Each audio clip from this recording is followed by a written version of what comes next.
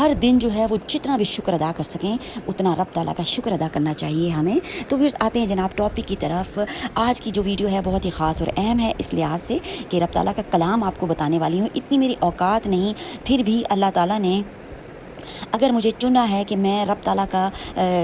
کلام جو ہے وہ آپ تک پہنچاؤں تو شکر الحمدللہ، میں رب کا شکر ادا کرتی ہوں کہ اس ناچیز بندی کو اللہ تعالیٰ نے چنا کہ وہ رب کا کچھ پیغام جو ہے رب کی مخلوق تک پہنچائے تاکہ وہ اپنی مشکلات کو حل کر سکے، کیونکہ رب تعالیٰ نے زمین پر وسیلے بنانے ہیں اور وہ لوگوں کے ذریعے لوگ ہی ایک دوسرے کا جناب وسیلہ بنتے ہیں اور جن کے ذریعے سے ان کے کام ہوتے ہیں۔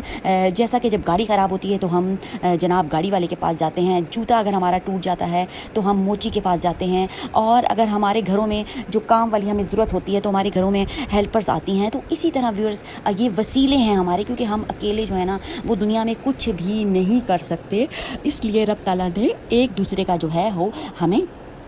ہیلپر بنا دیا ہے۔ جیسے کہ ایک ماں کو لے لیں، جیسے کہ میں ایک ماں ہوں تو میں اپنے بچوں کی یعنی ہیلپر ہی ہوں نا، ان کی ہیلپ کرتی ہوں، ان کو سب چیزیں پرووائڈ کرتی ہوں،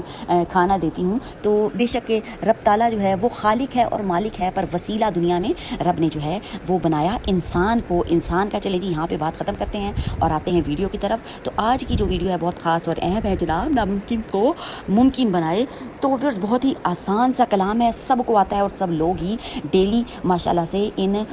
آیات مبارکہ کا اہتمام